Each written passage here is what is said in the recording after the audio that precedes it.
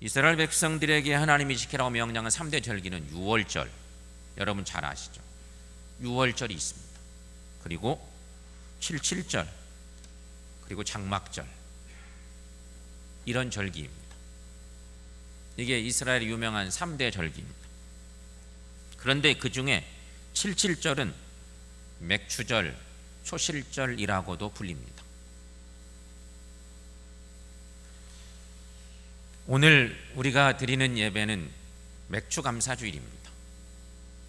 이스라엘 백성들이 얘기한 맥추절과 이 초실절 또 77절과 우리가 지키는 맥추감사절이 딱 연결되고 그 근원이 같이 연결되는 것은 아닌데 그 의미를 찾아내 보면 구약의 77절은 분명히 맥추절과 있다 있는데, 이 맥추절, 이 맥추감사절에 우리의 감사를 돌아볼 필요가 있습니다. 나는 사는 동안 어떻게 살고 있는가? 뭐 때문에 감사하고 있는가? 그리고 나는 감사와 은혜 가운데 살고 있는가? 혹 그렇지 못한가? 돌아보시고 할 수 있으면 예배하는 이 시간 우리에게 주신 하나님의 은혜를 찾게 되고 그 은혜에 감사하며 살아가는 우리 모두가 되시기를 축원합니다. 특별히 오늘 하나님께서 이스라엘 백성들에게 3대 절기를 지키라 명령하시면서 오늘 말씀에는 77절 혹은 초실절, 이 맥추절에 어떻게 하라고 하는가 하나님이 알려준 방법이 있어요. 맥추절을 어떻게 지키라고 말씀하시나, 그 얘기를 우리가 함께 묵상할 겁니다. 하나는 성회로 모이라 하는 얘기입니다. 여러분, 오늘 본문 26절 말씀 함께 읽어보겠습니다. 77절 처음 익은 열매 드리는 날에 너희가 여호와께 새 소제를 드릴 때에는 성회로 모일 것이요 아무 일도 하지 말 것이며. 아멘.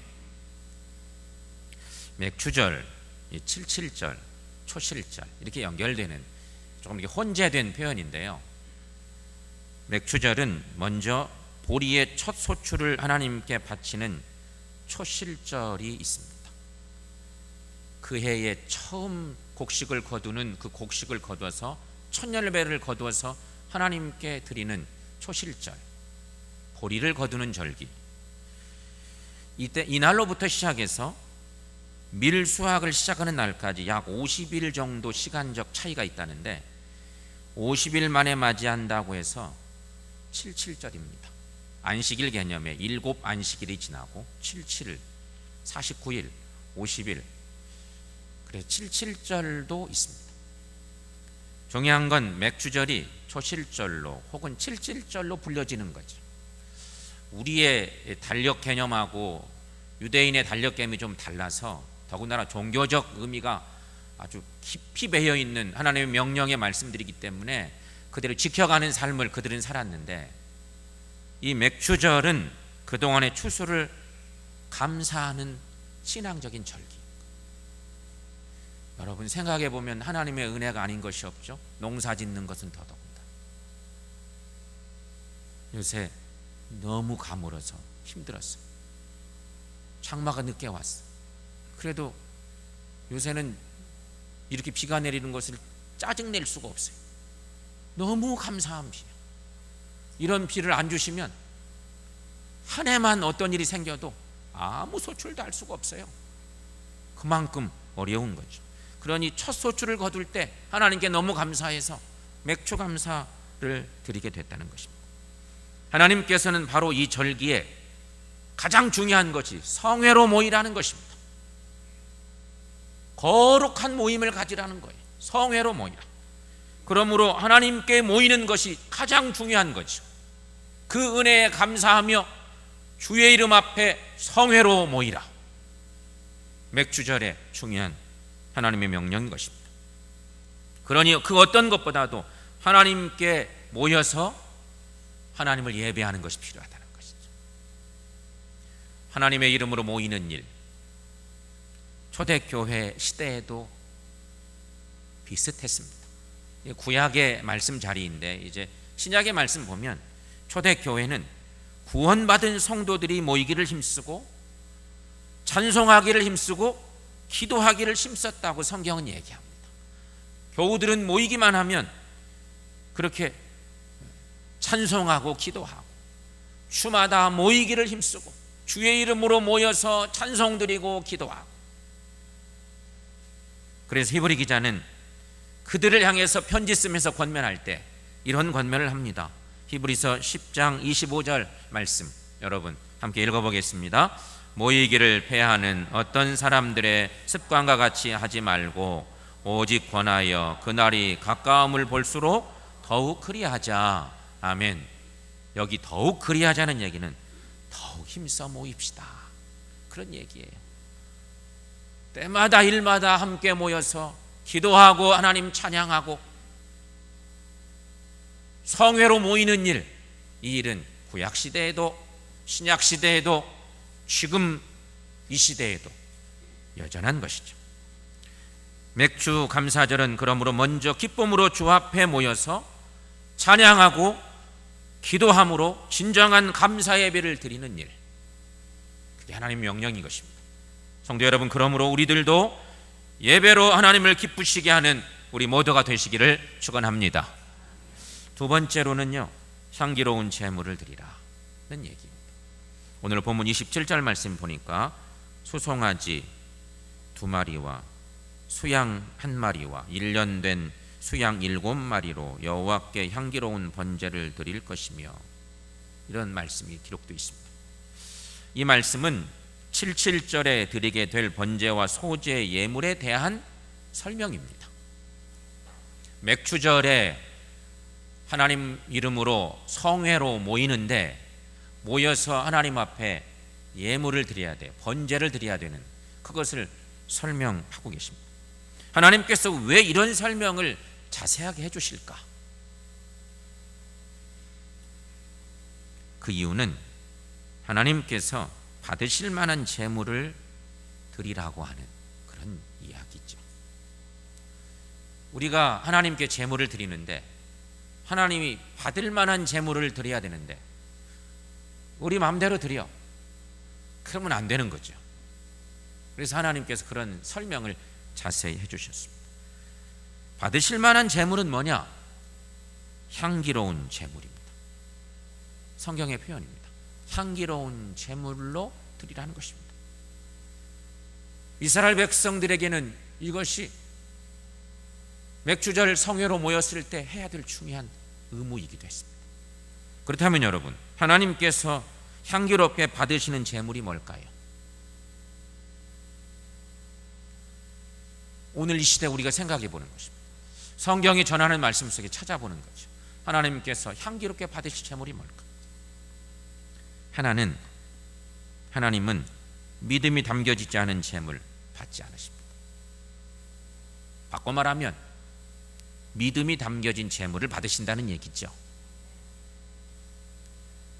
예물은 믿음의 고백이 필요한 거잖아요.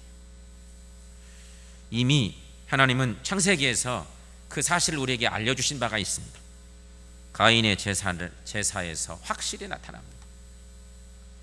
아벨은 믿음으로 제물을 드렸고 가인은 믿음을 빼놓고 형식적인 제물을 드렸더니 하나님이 아벨의 제사는 받으셨는데 가인의 제사는 받지 않으셨다. 똑같이 예배를 드려도, 똑같이 제물을 드려도 하나님이 받으실 만한 예배, 제사가 있는가 하면 그렇지 못한 제사도 있다는 것입니다. 또 한 가지 생각할 것은 인색함이나 억지로 드려지는 것은 하나님이 받지 않으신다는 것입니다. 바꿔 말하면 감사함으로 드리는 제물은 하나님께서 기뻐 받으신다는 얘기죠. 바울은 이와 관련된 얘기로 유명한 고린도 후서 9장 7절에서 우리에게 익숙한 말씀을 준 바가 있습니다. 거기 말씀 함께 읽어보도록 하겠습니다.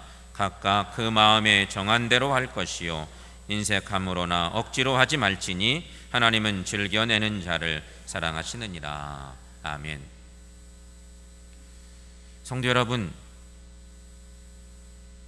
만일 누가 자랑하거나 칭찬을 받고 싶은 마음에서 또는 비난받는 것을 두려워서 많이 바쳤다면 그것은 분명 참다운 헌금이 못 됩니다. 헌금하기 싫어하고 아까워하는 마음으로 헌금하거나 외부적 압력에 의해서 헌금을 하는 것은 절대적으로 금물입니다. 왜냐하면 하나님께서는 즐거운 마음으로 드리는 자를 사랑하시기 때문입니다. 전지전능하신 하나님께서 우리의 마음을 받으실 그 하나님께서 우리의 정성을 담은 예물과 그렇지 않은 예물을 모르실 리가 없죠. 그래서 그 옛날 하나님은 성경 말씀 속에 이런 것들을 잘 설명해서 가르쳐 주셨다고 하는 거 아니겠습니까? 에베소서 5장 2절 말씀에 이런 말씀이 있습니다. 거기도 한번 읽어보도록 하겠습니다. 그리스도께서 너희를 사랑하신 것 같이 너희도 사랑 가운데서 행하라. 그는 우리를 위하여 자신을 버리사 향기로운 제물과 희생 제물로 하나님께 드리셨느니라. 아멘. 여기 예수님 얘기가 나옵니다. 우리의 구원주 예수님, 예수님이 어떻게 사셨나, 그 얘기가 나오죠. 예수님이 우리 죄를 위하여서 자신을 버리셨습니다. 인류의 구원을 위해서 자신을 버리셨는데 이 행위가 향기로운 제물이라고 표현하고 있습니다. 예수님 자신이 향기로운 제물이라 가르치고 있는 거죠. 성도 여러분, 우리들도 주님을 위하여 향기로운 제물이 되어야 하겠습니다. 따라서 감사절에 우리의 예배, 우리가 드리는 예물이 하나님의 영광을 위해서 향기로운 제물이 되도록 그렇게 예배하고 그렇게 예물 드리고 오직 하나님만 높이는 우리 모두가 될 수 있기를 축원합니다. 세 번째로는요, 흠없는 것으로 드리라, 그렇게 말씀하고 있습니다. 30절 31절 말씀도 함께 읽어보겠습니다. 또 너희를 속죄하기 위하여 수염소 한 마리를 드리되 너희는 다 흠없는 것으로 상번제와 그 소제와 전제 외에 그것들을 드릴 것이니라. 아멘. 여기 중요한 건 또 너희를 속죄하기 위하여, 여기 속죄에 대한 얘기가 우리의 눈에 탁 들어옵니다. 77절, 이 맥추절, 초실절, 이 맥추절에 번제와 소제와 더불어 수염소 한 마리를 속죄제로 드리는 이유, 이 맥추절에 속죄제를 드리라는 거예요. 속죄를 위해서. 조금 경우가 안 맞는 것 같은 말씀인 듯 싶기도 하죠. 감사절에 왜 속죄제를 드리라고 하실까? 성경의 말씀에 있어요. 그 이유는 죄사함을 위한 것입니다. 죄사함을 위해서. 그렇다면 왜 죄사함이 필요할까? 하나님의 자녀된 우리에게 왜 죄사함이 필요할까? 그 이유는 간단합니다. 죄사함을 얻은 인간에게 비로소 진정한 감사와 은혜에 대한 찬양이 있기 때문입니다. 죄사함의 은혜가 먼저 우리에게 선행될 필요가 있어요. 그것이 없으면 하나님을 향한 감사, 하나님을 향한 찬양, 이게 나올 수가 없다는 것이죠. 그래서 속죄제를 드리라고 말씀하고 있는 것입니다. 히브리서 13장 15절에 그러므로 우리는 예수로 말미암아 항상 찬송의 제사를 하나님께 드리자. 이는 그 이름을 증언하는 입술의 열매니라. 이렇게 증언하고 있습니다. 여러분은 얼마나 하나님을 찬양하고 얼마나 하나님께 감사하고 있으십니까? 이 하나님께 감사, 하나님을 향한 찬양은 죄사함 받는 은혜와 깊은 관계가 있다는 거예요. 그래서 맥추절에 속죄제를 지내라고 강조하고 있는 것입니다. 여러분, 하나님과 우리 사이를 갈라놓는 것, 그것이 바로 죄입니다. 하나님을 나의 영원한 아버지로, 창조주 하나님으로 나의 주관자로 고백하며 사는 우리들이지만, 죄라고 하는 문제가 우리를 자꾸 짓누르면 하나님과 자꾸 멀어지는 거예요. 자꾸 하나님의 눈을 피하게 돼요. 이게 죄의 속성인데, 그런 하나님께서 독생자 예수 그리스도를 보내주심으로 말미암아서 그런 원수관계에 하나님과 관계 맺어 있었던 도저히 회복할 수 없는 그런 문제들을 우리 하나님께서 예수님 보내주심으로 화목제물 삼으셔서 화목하게 만들어 주신 거지. 그런데 구약시대에는 그런 일을 할 수가 없었어요. 주님이 오시기 전이니까. 화목제물 드신 주님이 오시기 전이기 때문에 구약시대에는 이 일을 위해서 하나님께서 감사절에 속죄제를 드리게 했다는 것이죠. 그래서 우리에게 자신의 죄를 깨닫고 죄를 회개하고 하나님의 은혜를 사모하는 자가 되게 하셨다 하는 것입니다.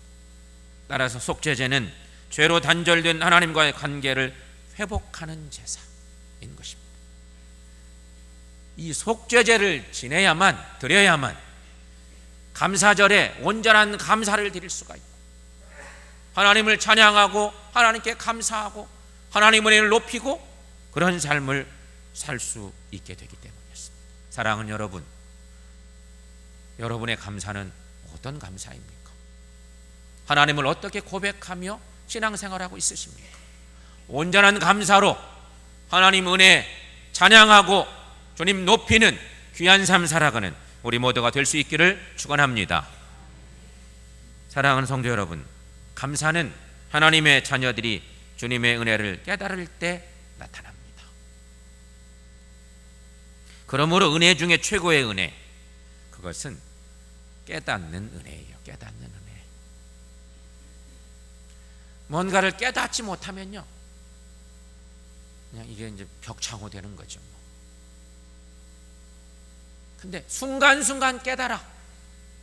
그러면 하나님의 은혜가 이렇게 소중하구나 알게 되는 거기 때문에 정말 은혜 중에 은혜는 깨닫는 은혜예요. 여러분 생각해 보십시오. 이 땅에 살아도 하나님의 은혜를 깨달으면 하늘에 사는 것과 똑같습니다. 운막에 살아도 하나님의 은혜를 깨달으면 그것이 바로 천국입니다. 하지만 호화로운 궁전에 산다 해도 하나님의 은혜를 깨닫지 못하면 주의 은혜를 깨닫고 운막에 사는 것만도 못합니다. 감옥에 앉았어도 하나님의 은혜를 깨달으면 그것이 천국이지만 궁궐에 살아도 못 깨달으면 그곳이 감옥일 수 있다는 것이지. 깨닫는 은혜가, 그래 하나님을 찬양하는 은혜가 우리 가운데 넘칠 수 있기를 축원합니다. 그러므로 성도된 우리 모두는 어떤 상황에도 하나님의 은혜를 깨닫게 되기를 축원합니다. 사랑하는 성도 여러분, 2017년 반절의 시간이 이렇게 흘러가고 7월의 첫 주일, 이 소중한 시간을 교회력은 맥주 감사주일을 지키게 했습니다. 맥주절을 맞이했습니다. 이 맥주 감사주일에 여러분 어떤 감사를 하나님께 드리고 있습니까? 바라기는 오늘이 하나님 온전히 높여드리고 예배하면서 귀하고 복된 감사절이 되시기를 축원합니다. 감사절에 하나님의 은혜를 깨달으시기를 축원합니다. 그리고 중요한 건 그 은혜에 합당한 삶을 살아가시기를 바랍니다. 1년에 하나님은 우리에게 2번의 감사절을 주셨는데 아마도 우리가 신앙생활하면서 이것들이 무뎌질까 봐 감사절을 주시고 감사의 방법도 알려주신 거 아니겠습니까? 감사절에 하나님의 은혜를 깨달으시고 깨달은 만큼 은혜에 합당한 감사로 주님 높이는 우리 모두가 되시기를 축원합니다. 그래서 하나님께 영광 돌리는 삶, 더불어 하나님과 바른 관계 맺는 삶, 그리고 성도들과 이웃과 하나님이 기뻐하실 만한 관계 맺고 우리의 삶 자체가 주님 높이는 은혜의 삶 되어가는 복된 주의 백성들 우리 모두가 될 수 있기를 주님의 이름으로 간절히 축원합니다.